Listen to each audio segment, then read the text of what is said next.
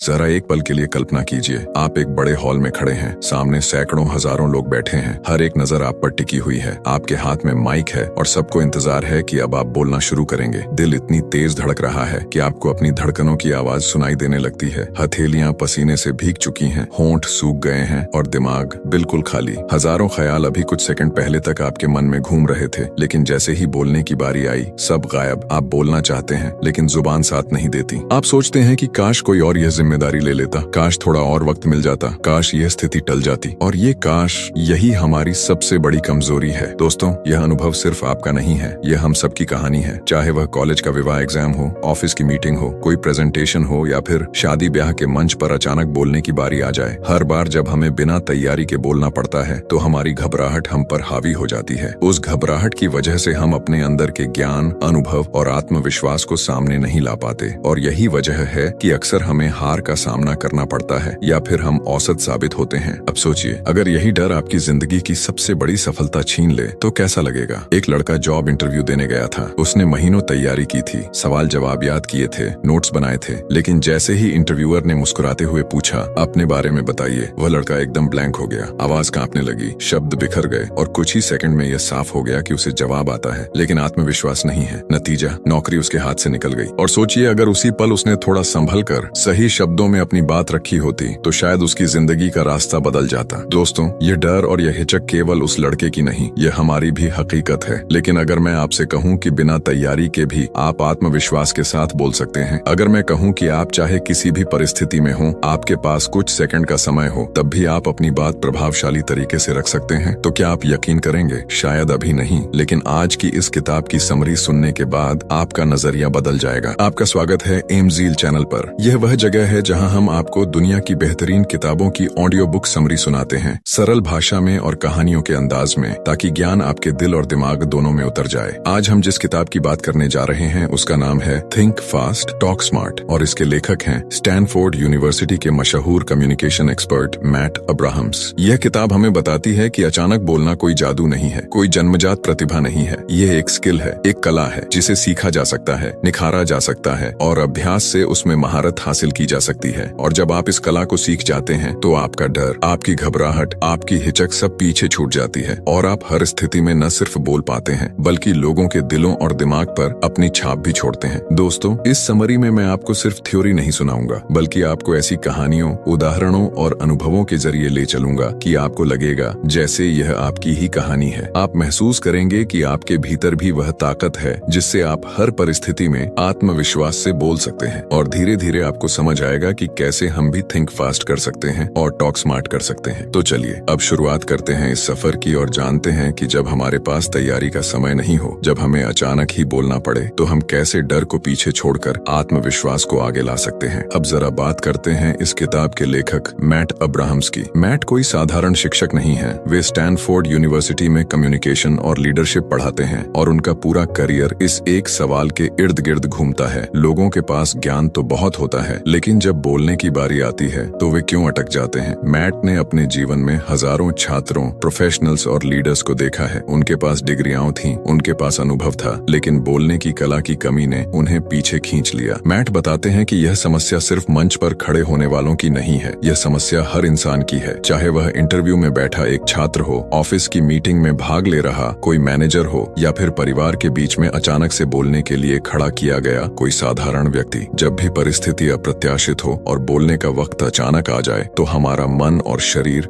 दोनों ही हमें धोखा देने लगते हैं। उन्होंने देखा कि कुछ लोग बहुत बुद्धिमान हैं, लेकिन जैसे ही कोई सवाल अचानक पूछा जाता है वे हकलाने लगते हैं, उनके शब्द बिखर जाते हैं। और वहीं दूसरी ओर कुछ लोग होते हैं जिनके पास ज्यादा ज्ञान नहीं होता, लेकिन वे आत्मविश्वास से बोलते हैं और लोग उनकी बात सुनते भी हैं और मानते भी हैं। यही अंतर है सोचने और बोलने की कला का। मैट अब्राहम्स के जीवन का एक बड़ा हिस्सा इस रहस्य को सुलझाने में बीता कि ऐसा क्यों होता है, क्यों हम अपने विचारों को समय पर शब्दों में ढाल नहीं पाते, क्यों हमारा डर और हमारी झिझक हमारे भीतर की असली ताकत को दबा देती है। और सबसे बड़ी बात, क्या इस समस्या का कोई हल है? किताब थिंक फास्ट टॉक स्मार्ट लिखने का उद्देश्य भी यही था। मैट ने देखा कि उनके छात्र चाहे कितनी भी मेहनत करें, लेकिन जब तक वे आत्मविश्वास से बोलना नहीं सीखते तब तक उनकी असली क्षमता बाहर नहीं आती। उन्होंने नोटिस किया कि कम्युनिकेशन कोई टैलेंट नहीं है जो सिर्फ कुछ लोगों को ईश्वर से मिला हो। यह एक कला है जिसे अभ्यास से सीखा जा सकता है। ठीक वैसे ही जैसे कोई वाद्य यंत्र बजाना सीखता है या कोई भाषा सीखता है। वे कहते हैं कि जब आप बिना तैयारी के भी आत्मविश्वास से बोलना सीख जाते हैं तो आपके जीवन की दिशा बदल जाती है। आप न सिर्फ अपनी बात स्पष्ट रूप से रख पाते हैं बल्कि लोग आपको गंभीरता से भी सुनते हैं, चाहे आप नेता हों, शिक्षक हों, छात्र हों या फिर साधारण कामगार। अगर आपके पास बोलने की ताकत है तो आपके पास बदलने की ताकत है। किताब का असली मकसद है लोगों को यह सिखाना कि जब अचानक कोई स्थिति आए, जब आपके पास सोचने का समय न हो, तब भी आप अपनी सोच को ढांचे में बांधकर प्रभावशाली ढंग से सामने रख सकें। यह किताब डर को दुश्मन मानकर भागने की नहीं बल्कि उस डर को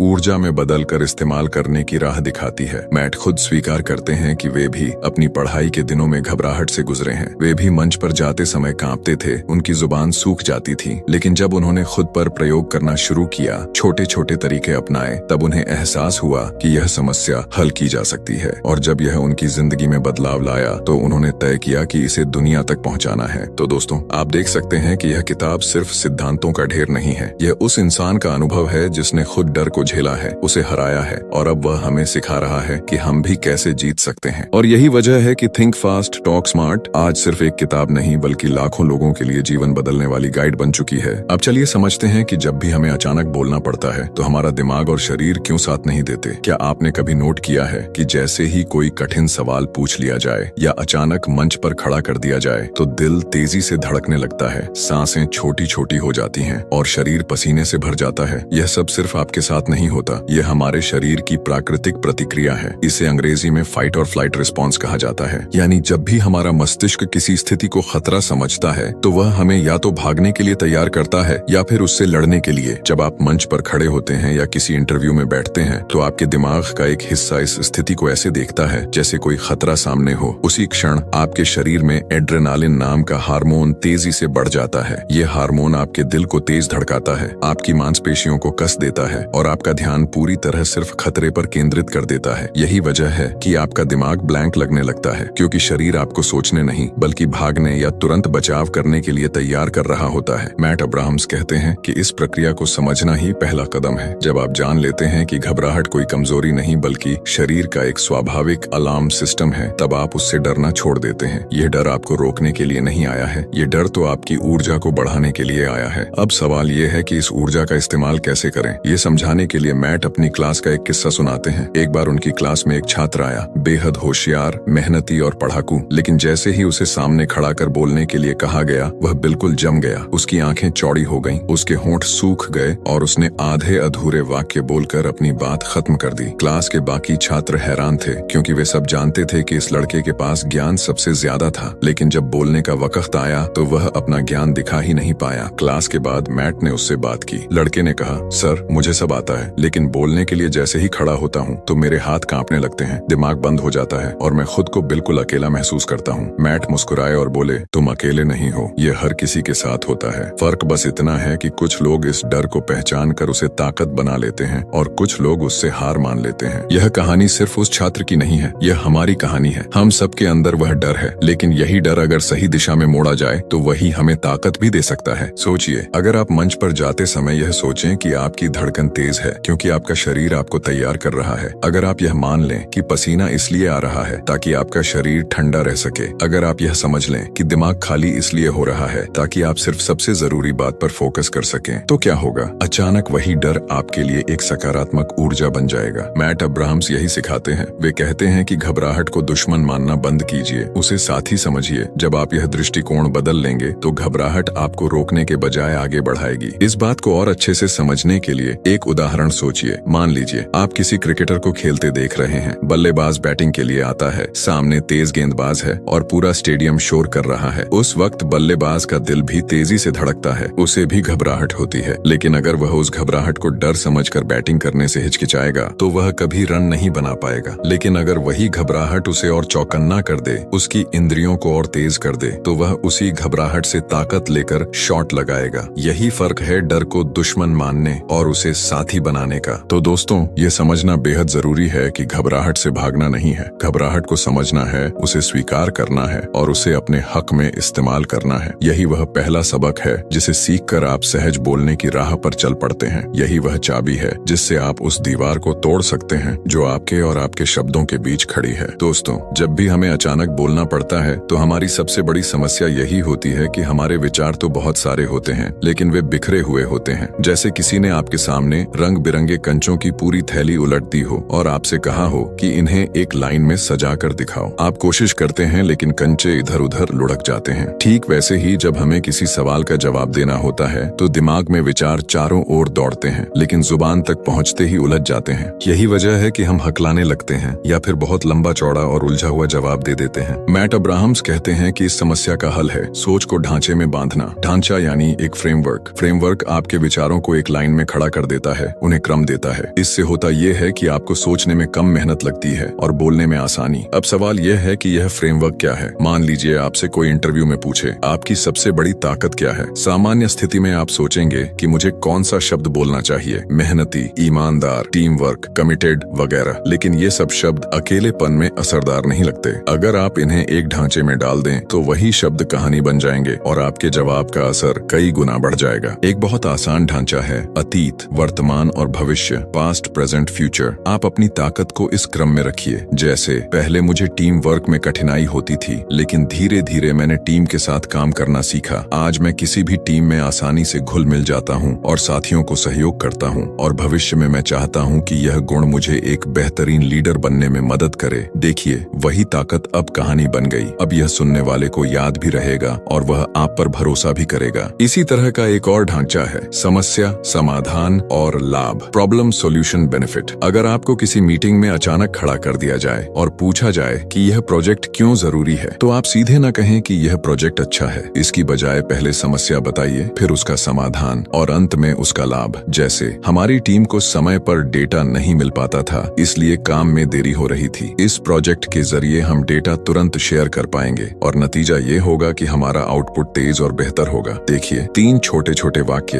और आपकी बात एकदम स्पष्ट हो गई। मैट कहते हैं कि इन ढांचों की सबसे बड़ी ताकत यही है कि ये आपके दिमाग को रास्ता दिखाते हैं। आप खोते नहीं हैं और सामने वाला भी आपकी बात को आसानी से समझ पाता है क्योंकि इंसान का दिमाग कहानी की तरह चीजों को याद रखता है, बिखरी हुई बातों को नहीं। इस बात को और गहराई से समझने के लिए एक दृश्य सोचिए। आप गांव के एक मेले में गए हैं। वहाँ एक जादूगर बच्चों को खेल दिखा रहा है। उसके पास ढेर सारे कार्ड हैं। अगर वह उन कार्ड्स को इधर उधर फेंक दे तो कोई कुछ नहीं समझेगा लेकिन जैसे ही वह उन्हें एक एक करके लाइन में सजाता है अचानक पूरा खेल समझ में आने लगता है। यही होता है विचारों के साथ। बिना ढांचे के वे बस इधर उधर बिखरे रहते हैं। ढांचे में डालते ही वे जादू की तरह असर करने लगते हैं। मैट ने अपनी क्लास में एक बार प्रयोग किया। उन्होंने छात्रों को कहा कि पानी क्यों जरूरी है, इस पर बिना सोचे तुरंत बोलो। ज्यादातर छात्र अटक गए, कुछ ने 1-2 लाइन बोली और रुक गए। फिर मैट ने कहा अब उसी विषय पर पास्ट, प्रेजेंट, फ्यूचर के ढांचे का इस्तेमाल करो और अचानक वही छात्र आसानी से बोलने लगे। एक ने कहा पहले मैं पानी को सामान्य चीज मानता था, आज मुझे पता है कि यह स्वास्थ्य के लिए अनिवार्य है और भविष्य में हमें इसे बचाने की जरूरत है। बस यही जादू है ढांचे का। तो दोस्तों अगर आपको कभी अचानक कुछ बोलना पड़े तो घबराइए मत। दिमाग को ढांचे का सहारा दीजिए, चाहे वह अतीत, वर्तमान, भविष्य हो, चाहे समस्या, समाधान, लाभ हो या फिर क्या हुआ क्यों हुआ, अब आगे क्या करना है वाला ढांचा। ये छोटे छोटे रास्ते आपको न सिर्फ बोलने में मदद करेंगे बल्कि आपकी बात को कहानी में बदल देंगे और कहानी हमेशा याद रहती है। दोस्तों जब हम बोलने की तैयारी करते हैं या अचानक खड़े होकर कुछ कहते हैं तो अक्सर हमारी सबसे बड़ी गलती यह होती है कि हम पूरी तरह अपने ऊपर फोकस करते हैं। हम सोचते हैं कि मैं कैसा दिख रहा हूँ, मेरी आवाज कांप तो नहीं रही, लोग मुझे जज तो नहीं कर रहे, मेरी बात सही निकलेगी या गलत। यानी पूरा ध्यान खुद पर होता है और यही सबसे बड़ी रुकावट है। मैट अब्राहम्स कहते हैं कि अगर आप सच में प्रभावशाली बोलना चाहते हैं तो आपको खुद को नहीं बल्कि अपने श्रोता को केंद्र में रखना होगा क्योंकि बोलना एक तरफा क्रिया नहीं है। बोलना संवाद है, बातचीत है, रिश्ता है। अगर आप सिर्फ अपने बारे में सोचेंगे तो आप कभी उस रिश्ते को नहीं बना पाएंगे।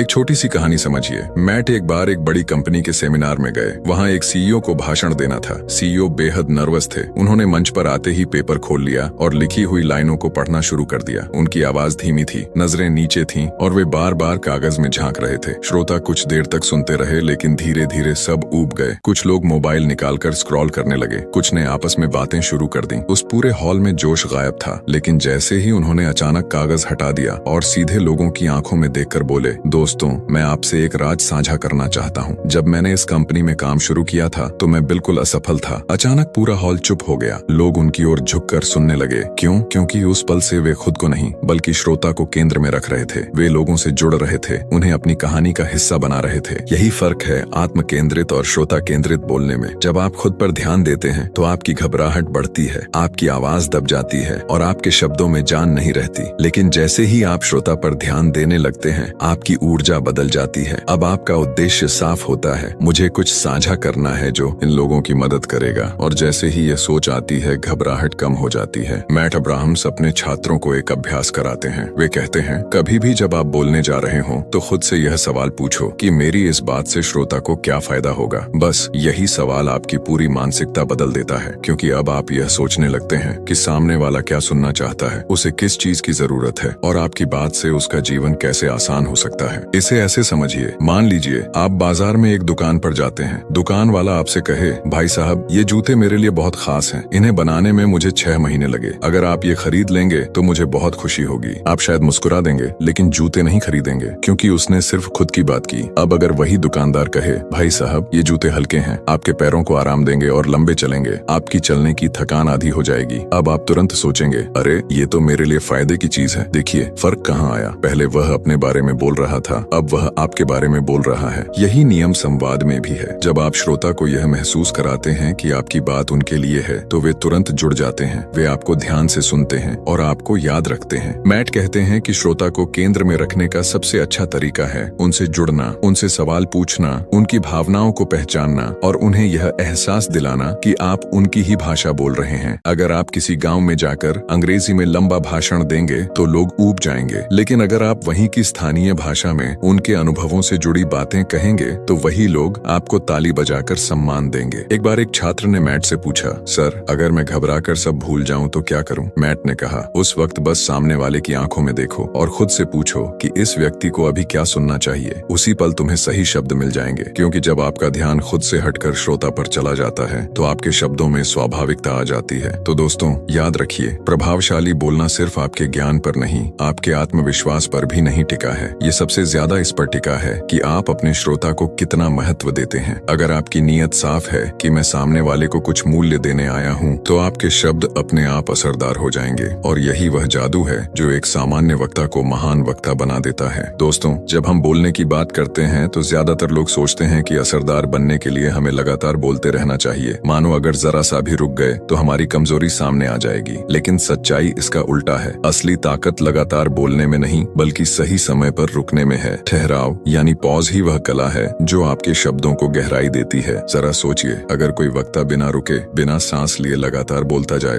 तो क्या होगा? श्रोता कुछ देर तक तो सुनेंगे, फिर थक जाएंगे, उनके कान बंद होने लगेंगे, दिमाग बोझिल हो जाएगा और आपकी बातें एक शोर की तरह लगने लगेंगी। लेकिन जैसे ही वक्ता बीच बीच में ठहरता है, अपनी आवाज को शांत करता है और अगले शब्दों से पहले एक पल का विराम देता है, तो श्रोता चौकन्ना हो जाता है। उसे लगता है कि अब कुछ खास आने वाला है। यही ठहराव आपके शब्दों को यादगार बना देता है। इस बात को इतिहास के महान नेताओं ने बखूबी समझा और अपनाया। महात्मा गांधी जब भाषण देते थे तो उनकी आवाज बहुत ऊंची नहीं होती थी। वे चिल्लाकर भीड़ को प्रभावित नहीं करते थे, बल्कि वे धीरे धीरे ठहर ठहर कर बोलते थे। हर वाक्य के बाद रुकते, लोगों की आंखों में देखते और फिर आगे कहते। यही ठहराव उनके साधारण शब्दों को असाधारण बना देता था। अब्राहम लिंकन का नाम आपने सुना होगा। अमेरिका के इतिहास का वह नेता जिसकी गेटिसबर्ग स्पीच आज भी याद की जाती है। वह भाषण बहुत लंबा नहीं था, लेकिन लिंकन ने हर शब्द को रुक रुक कर बोला। उनके वाक्य छोटे थे, लेकिन ठहराव ने उनमें ऐसी ताकत भर दी कि आज 150 साल बाद भी लोग उसे उद्धृत करते हैं। मैट अब्राहम्स कहते हैं कि ठहराव का असली मतलब चुप्पी नहीं है। चुप्पी तो खालीपन है, लेकिन ठहराव एक संदेश है। यह वह जगह है जहाँ श्रोता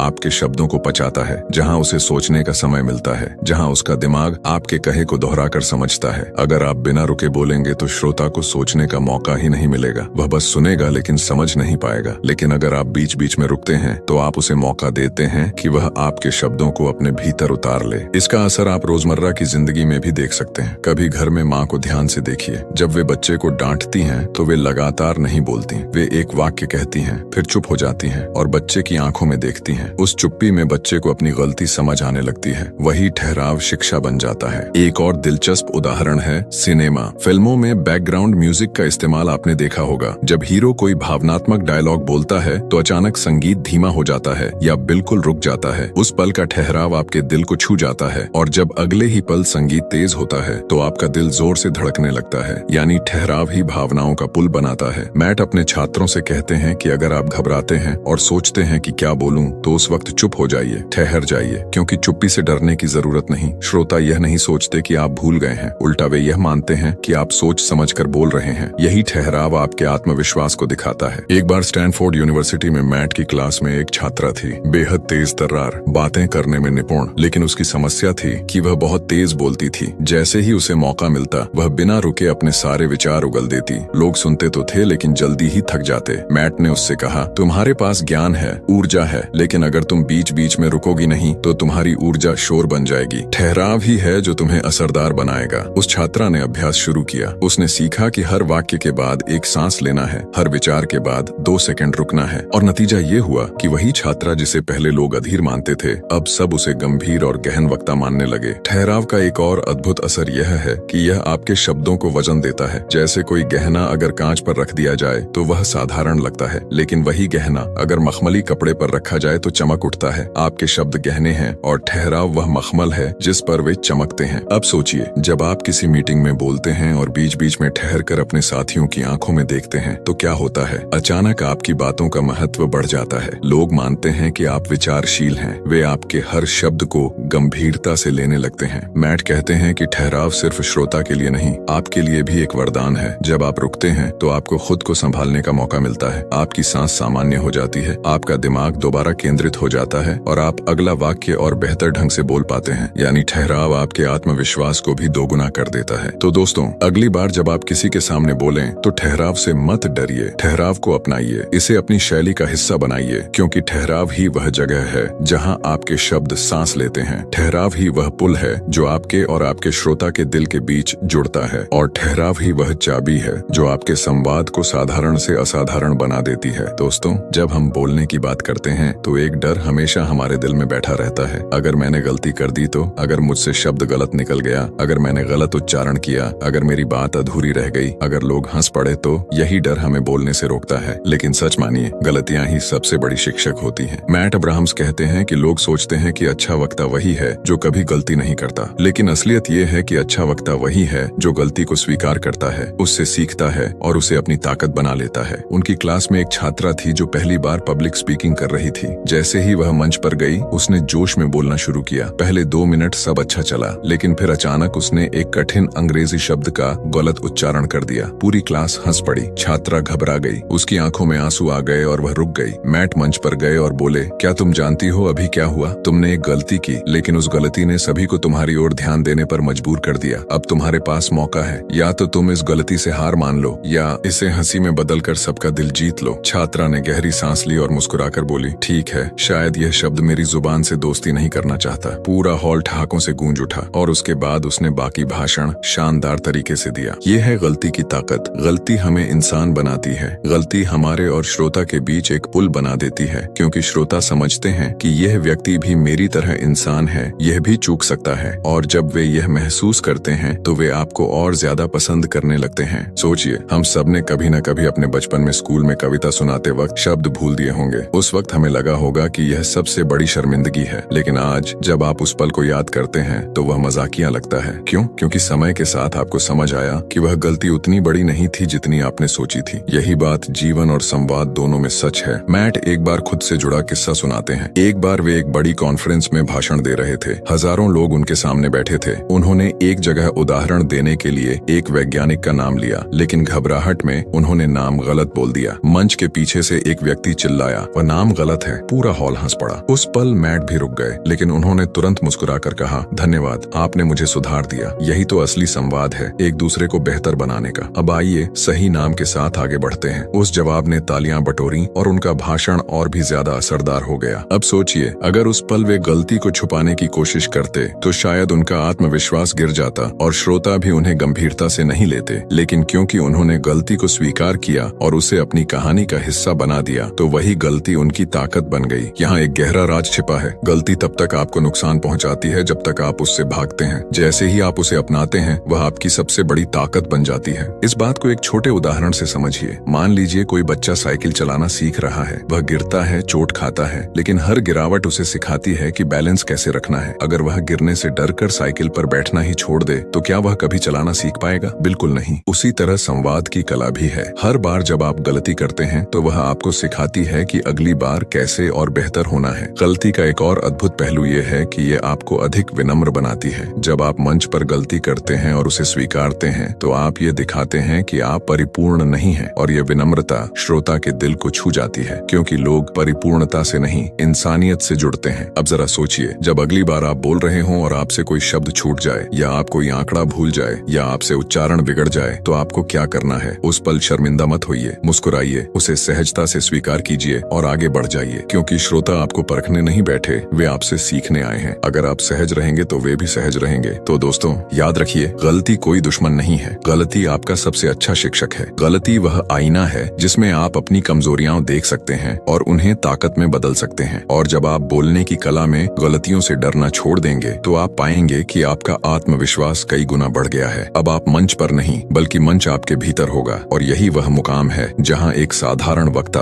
असाधारण बन जाता है। दोस्तों अक्सर लोग सोचते हैं कि बोलने की कला जन्मजात होती है, जैसे कोई पैदा ही बेहतरीन वक्ता बनकर आता है, लेकिन मैट अब्राहम्स कहते हैं कि यह एक भ्रम है। सच तो यह है कि बोलने की कला भी किसी खेल की तरह है। जैसे क्रिकेट खेलने के लिए आपको रोज नेट प्रैक्टिस करनी पड़ती है, वैसे ही सहज और प्रभावशाली बोलने के लिए भी अभ्यास करना पड़ता है। फर्क बस इतना है कि यहाँ आपका मैदान शब्द है, आपकी गेंदबाजी विचार है और आपकी बल्लेबाजी संवाद है। एक बार मैट से किसी ने पूछा, सर आप इतने आत्मविश्वास से कैसे बोल लेते हैं? उन्होंने हंसते हुए जवाब दिया, क्योंकि मैंने 1000 बार घबरा कर बोला है। ये जवाब गहरा है। इसका मतलब ये है कि हर आत्मविश्वास के पीछे सैकड़ों असफल प्रयास छुपे होते हैं। हर सहज संवाद के पीछे कई बार की घबराहट और लड़खड़ाहट होती है। अब सवाल ये है कि अभ्यास कैसे करें? अभ्यास का मतलब यह नहीं कि आप दिन रात आईने के सामने खड़े होकर रटे रटाए वाक्य बोलें। अभ्यास का मतलब है अपनी स्थिति को बार बार जीना, छोटे छोटे मौकों पर बोलने का साहस करना। मैट अपने छात्रों को कहते हैं कि हर दिन खुद को किसी न किसी रूप में चुनौती दो। अगर क्लास में शिक्षक सवाल पूछे तो हाथ उठाओ। अगर ऑफिस में मीटिंग हो तो छोटा सा ही सही लेकिन अपनी राय जरूर दो। अगर किसी समारोह में टोस्ट उठाने का मौका मिले तो मना मत करो। यही छोटे छोटे मौके आपके सबसे बड़े अभ्यास बन जाते हैं। इस बात को एक कहानी से समझिए। एक लड़की थी जो हमेशा बोलने से डरती थी। स्कूल में, कॉलेज में, यहाँ तक कि दोस्तों की पार्टी में भी वह चुप रहती थी। लेकिन जब नौकरी लगी तो उसे हर हफ्ते मीटिंग में अपनी टीम की रिपोर्ट देनी पड़ी। शुरुआत में वह कांपती थी, उसकी आवाज टूट जाती थी, लेकिन उसने तय कर लिया कि वह हर हफ्ते एक कदम बेहतर करेगी। पहले हफ्ते उसने सिर्फ 2 लाइन बोली, दूसरे हफ्ते थोड़ा ज्यादा, तीसरे हफ्ते और लंबा बोला। धीरे धीरे वह सहज हो गई। 3 महीने बाद वही लड़की जो एक शब्द बोलने से डरती थी अब आत्मविश्वास से पूरे 15 मिनट की प्रेजेंटेशन देने लगी। यह है अभ्यास का कमाल। अभ्यास सिर्फ आत्मविश्वास ही नहीं लाता, यह आपकी सोच को भी तेज करता है, क्योंकि जब आप बार बार बोलते हैं तो आपका दिमाग विचारों को जल्दी से व्यवस्थित करना सीखता है। पहले जहां आपको एक जवाब सोचने में 5 मिनट लगते थे, अब वही जवाब 5 सेकंड में आने लगता है। यही है थिंक फास्ट की असली कला। मैट एक दिलचस्प अभ्यास कराते हैं। वे छात्रों को कहते हैं कि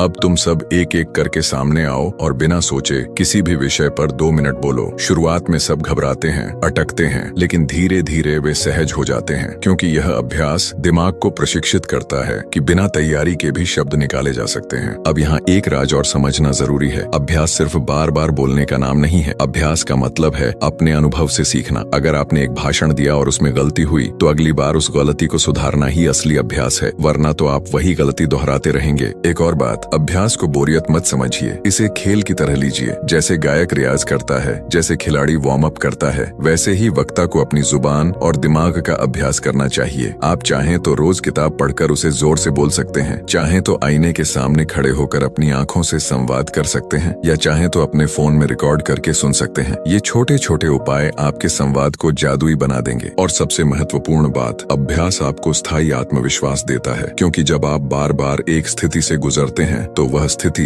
अब अनजान नहीं लगती, वह आपके लिए जानी पहचानी हो जाती है। और अनजाने से ही तो डर लगता है, जब अनजाना परिचित बन जाए तो डर अपने आप मिट जाता है। तो दोस्तों याद रखिए, अभ्यास से बड़ी कोई ताकत नहीं। अभ्यास वह हथियार है जो घबराहट को काट देता है। अभ्यास वह पुल है जो डर से आत्मविश्वास तक ले जाता है। और अभ्यास वह चाबी है जिससे संवाद का दरवाजा खुलता है। अगर आप सच में थिंक फास्ट और टॉक स्मार्ट बनना चाहते हैं तो रोज रोज छोटे छोटे मौके खोजिए, बोलिए, सीखिए और आगे बढ़ते जाइए। यही आपको एक साधारण श्रोता से असाधारण वक्ता बना देगा। दोस्तों, आपने कभी गौर किया है कि बचपन से लेकर आज तक जो बातें हमारे दिमाग में सबसे गहराई से छपी रहती हैं, वो हमेशा किसी कहानी से जुड़ी होती हैं। चाहे दादी की सुनाई गई कहानियां हों, चाहे स्कूल में शिक्षक द्वारा समझाई गई कोई दास्तान, या फिर टीवी पर देखी कोई फिल्म, कहानी हमारे दिमाग पर सीधा असर डालती है। मैट अब्राहम्स कहते कहते हैं कि अगर आप श्रोताओं का दिल जीतना चाहते हैं तो तथ्यों और आंकड़ों से ज्यादा जरूरी है कहानियां सुनाना, क्योंकि आंकड़े दिमाग को छूते हैं लेकिन कहानियां दिल को छू लेती हैं। एक बार मैट अपनी क्लास में छात्रों से बोले, मैं आपको 2 अलग अलग तरीकों से एक ही बात बताता हूँ, आप खुद फैसला करना कि किसे ज्यादा याद रखते हो। पहले उन्होंने कहा, हर साल हजारों लोग पब्लिक स्पीकिंग से डरते हैं। एक सर्वे के मुताबिक यह डर मौत के डर से भी बड़ा है। फिर वे रुके और बोले, अब जरा सोचो, एक लड़का है, उसे स्कूल की सभा में मंच पर चढ़ना है। जैसे ही उसका नाम पुकारा जाता है उसके हाथ कांपने लगते हैं, गला सूख जाता है, दिल जोर जोर से धड़कता है। वह मंच पर जाता है और बोलते बोलते बीच में रुक जाता है। सब हंसते हैं। अब बताओ तुम्हें कौन सा ज्यादा याद रहेगा, आंकड़ा या कहानी? पूरी क्लास ने कहा, कहानी। यही है कहानी का जादू। जब आप कहानी सुनाते हैं तो श्रोता अपने अनुभवों से उसे जोड़ने लगते हैं। अगर आप कहते हैं कि साहस जरूरी है तो शायद लोग सिर हिलाएंगे, लेकिन अगर आप एक ऐसे व्यक्ति की कहानी सुनाएं जो असफल होने के बावजूद बार बार कोशिश करता रहा और अंत में जीत गया, तो लोग भावुक हो जाएंगे। कहानियों का असर इतना गहरा क्यों होता है? क्योंकि हमारा दिमाग कहानियों को दृश्य में बदल देता है। जब आप कहते हैं कि एक बच्चा कांपते हुए मंच पर चढ़ा, तो सुनने वाला उसी पल अपने दिमाग में उस बच्चे की तस्वीर बनाने लगता है। यही दृश्यात्मक सोच उसकी स्मृति में छप जाती है। अब आप ही सोचिए, जब आप अगली बार किसी मीटिंग में बोल रहे हो और आप सिर्फ स्लाइड पर लिखे पॉइंट पढ़ दें तो लोग 5 मिनट में भूल जाएंगे, लेकिन अगर आप उसी पॉइंट को एक कहानी से जोड़कर बताएं तो महीनों बाद भी वे उसे याद रखेंगे। मैट खुद एक अनुभव साझा करते हैं। एक बार वे एक बड़े कॉर्पोरेट ट्रेनिंग में गए। उन्होंने शुरुआत में सीधे सीधे टिप्स नहीं दिए, बल्कि उन्होंने अपने कॉलेज के दिनों की कहानी सुनाई, जब वे पहली बार बड़े मंच पर घबराकर बोल रहे थे। उन्होंने अपने डर, पसीने और हकलाहट को इतने भावुक अंदाज में सुनाया कि पूरा हॉल उनसे जुड़ गया। और जब उन्होंने बाद में प्रैक्टिकल टिप्स दिए तो हर कोई उन्हें ज्यादा ध्यान से सुन रहा था। क्यों? क्योंकि अब वे सिर्फ एक शिक्षक नहीं थे, वे इंसान बन चुके थे जिनसे लोग जुड़ चुके थे। एक और उदाहरण सोचो। मान लो आप कहना चाहते हो कि समय का सही उपयोग बहुत जरूरी है। अगर आप यह वाक्य सीधे कह दोगे तो शायद कोई असर न पड़े, लेकिन अगर आप यह कहानी सुनाओ। एक नौजवान था जो हमेशा कहता था कि उसके पास समय नहीं है, हर दिन वही बहाना। फिर अचानक एक हादसा हुआ और उसने अपने सबसे करीबी दोस्त को खो दिया। तभी उसे एहसास हुआ कि असली समय वही है जिसे हम जी रहे हैं। और उस दिन के बाद उसने बहाना छोड़कर हर पल को जीना शुरू कर दिया। तो सुनने वालों की आंखें नम हो जाएंगी और वे आपकी बात कभी नहीं भूलेंगे। कहानी सिर्फ याद रखने लायक नहीं होती, यह श्रोताओं के भीतर भावना जगाती है। और संवाद में भावना ही सबसे बड़ी ताकत है, क्योंकि इंसान तर्क से ज्यादा भावना से निर्णय लेते हैं। अगर आपकी बात उनके दिल को छू गई तो वे उसे मान लेंगे। अब आप पूछेंगे, क्या हर किसी को कहानी सुनानी आ सकती है? जवाब है हाँ, हर इंसान के पास अपनी कहानियां हैं। आपको बस उन्हें ढूंढना है। आपकी बचपन की यादें,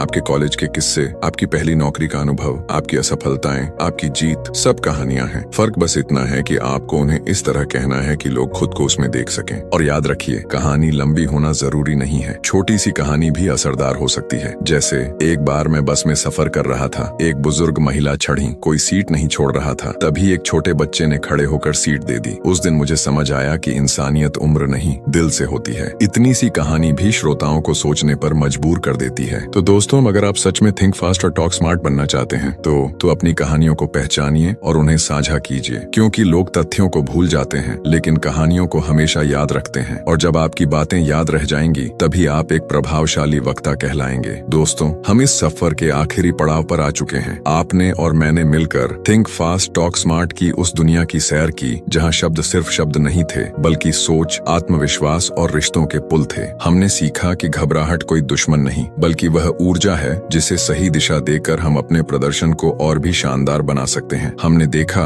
कि कैसे सही फ्रेमवर्क हमारे विचारों को साफ और व्यवस्थित बना देता है। हमने महसूस किया कि अभ्यास ही वह हथियार है जिससे डर को काटा जा सकता है और आत्मविश्वास को मजबूत किया जा सकता है। हमने जाना कि कहानियां सिर्फ सुनाने का तरीका नहीं, बल्कि दिल तक पहुंचने का रास्ता है। मैट अब्राहम्स बार बार इस बात पर जोर देते हैं कि संवाद सिर्फ बोलने का नाम नहीं है। संवाद का असली मतलब है जुड़ना। जब आप किसी से बोलते हैं तो आप सिर्फ शब्द नहीं बांट रहे होते, आप अपनी सोच, अपना अनुभव और अपनी आत्मा का एक हिस्सा बांट रहे होते हैं। और जब सामने वाला उससे जुड़ जाता है तो वही पल असली जादू बनाता है। अब आप सोचिए, अगर आप जीवन के हर पल में इस कला को उतार लें तो क्या होगा? ऑफिस में जब आप मीटिंग करेंगे तो लोग आपके हर शब्द को ध्यान से सुनेंगे। दोस्तों के बीच जब आप कोई विचार रखेंगे तो सब आपकी तरफ खींचेंगे। परिवार में जब आप अपने विचार साझा करेंगे तो सब आपको समझेंगे और अपनाएंगे। यही वह बदलाव है जो संवाद की कला लाता है। एक छोटी सी कहानी से इस बात को समझते हैं। एक किसान था जिसके पास एक साधारण सा बीज था। वह रोज उस बीज को पानी देता, धूप दिखाता और देखभाल करता। शुरुआत में उसे कुछ कुछ नहीं दिखता, लेकिन धीरे धीरे उस बीज से एक पौधा निकलता है, फिर पेड़ बनता है और एक दिन वह पेड़ पूरे गांव को छांव देता है। संवाद भी ऐसा ही बीज है। शुरुआत में छोटा लगता है, लेकिन जैसे जैसे आप अभ्यास करते हैं, गलतियों से सीखते हैं और आत्मविश्वास बढ़ाते हैं, यह बीज एक विशाल वृक्ष बन जाता है जो आपके रिश्तों, करियर और जीवन को नई छांव और ताकत देता है। तो दोस्तों, अब मैं आपसे यह सवाल पूछना चाहता हूँ, क्या आप अपनी जिंदगी का बीज बोने के लिए तैयार हैं? क्या आप रोज छोटे छोटे मौकों पर बोलने का साहस करेंगे? क्या आप अपनी गलतियों से सीखकर उन्हें ताकत बनाएंगे? और सबसे जरूरी, क्या आप अपने भीतर छुपी कहानियों को दुनिया के साथ साझा करेंगे? अगर हाँ, तो यकीन मानिए, आप भी धीरे धीरे वह वक्ता बन जाएंगे जिसे लोग सिर्फ सुनते ही नहीं, महसूस भी करते हैं। मैट की किताब हमें यही सिखाती है कि सोचने और बोलने की कला किसी किताब तक सीमित नहीं है। ये जीवन की हर बातचीत में काम आती है, चाहे आप नौकरी के इंटरव्यू में हो, दोस्तों की महफिल में हो, किसी मंच पर भाषण दे रहे हो या सिर्फ अपने परिवार से दिल की बात कह रहे हो। हर जगह यह कला आपका सहारा बनेगी। और अब जब आप इस सफर को पूरा कर चुके हैं, तो मैं चाहता हूँ कि आप सिर्फ सुनकर ही न रुकें, इसे अपने जीवन में उतारें। कल से नहीं, आज से शुरू करें। किसी एक व्यक्ति से जाकर अपनी बात कहें, किसी एक जगह अपनी राय रखें और धीरे धीरे देखिए कि कैसे आपकी जिंदगी बदलने लगती है। तो चलिए इस सफर को एक खूबसूरत सोच के साथ खत्म करते हैं। शब्द सिर्फ संवाद नहीं, बल्कि हमारे सपनों की दिशा होते हैं। सही शब्द हमें लोगों से जोड़ते हैं और सही जुड़ाव हमें उस मुकाम तक ले जाता है जिसका हमने हमेशा सपना देखा है। आप सुन रहे थे एमजील, जहां हम किताबों से निकले अनमोल विचारों को आपके जीवन से जोड़ते हैं। अगर आपको यह सारांश पसंद आया हो तो चैनल को सब्सक्राइब करना न भूलें। अगली बार हम एक और किताब की गहराई में उतरेंगे और आपको ऐसे ही नए विचार और नई कहानियां सुनाएंगे। तब तक के लिए सीखते रहिए, सुनते रहिए और अपने शब्दों से दुनिया को रोशन करते रहिए।